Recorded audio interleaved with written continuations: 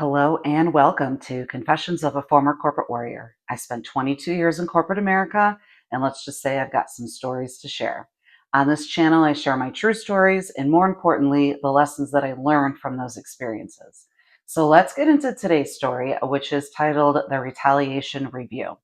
And this story is sort of a second part follow up to another video on my channel titled Harassment at the Work Conference. And that was a story about a time when I was sexually harassed at a work conference. This video is all about the annual review that I received after filing that sexual harassment complaint. Now, I'm going to share a little bit of timing because I think timing is important with this story. The sexual harassment situation happened in September. And it was in November when HR finally came back to me and said that because he denied it and it was a he said, she said situation, there was nothing that they could do about it. In November, my attorney started to negotiate a separation agreement with my employer.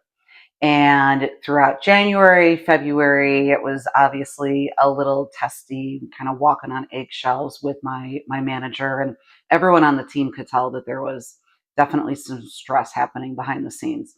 Well, in March, a company-wide email goes out saying that by now, everyone should have had their one-on-one annual review with their manager and also know what their annual bonus is going to be. Well, I had not had my review at all. And I reached out to other people on my team, and they had all had theirs back in January. And here it is, March. I reached out to HR because by then HR and I were on a first name basis. And I had shared with them that my manager never gave me my review. However, I did go in the system and look at it after I got that email saying that they were in the system and they were ready. And this review was the worst review that I have ever received in my entire career. Now, mind you, I was the top performer on the team. And earlier that year, I had been promoted to a senior level position. However, my manager put that I was extremely difficult and I wasn't a team player and I didn't meet expectations. However, I produced more than anyone else on the team to the point where I maxed out my compensation plan. So the whole thing did not make sense at all. And so I followed up with HR and said, I want to have a one-on-one conversation with my manager about this because there's information in here that I do not agree with. And I want HR on the phone too. So my manager and HR and I get on a call to discuss this review. And the one main thing that I brought up was that my manager included in the review that I had received a formal write-up about something. I had never received a formal write-up or any kind of write-up about anything. And I brought that up.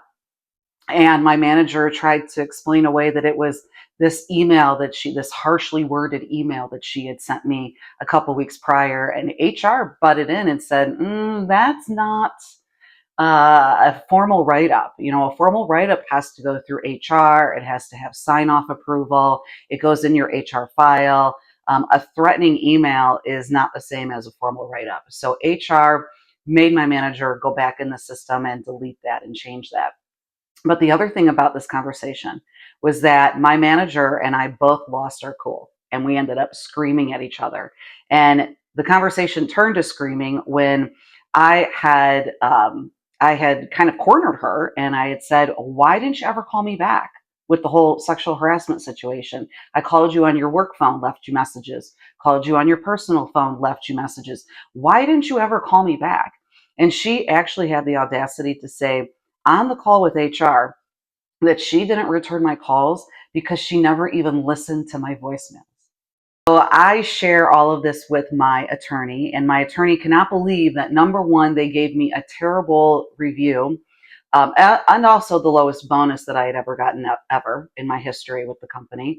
But then the fact that my manager lost her cool and we were screaming at each other on the phone with HR. My manager felt like we were immediately walking into not only a sexual harassment complaint, but now also a retaliation issue on top of that.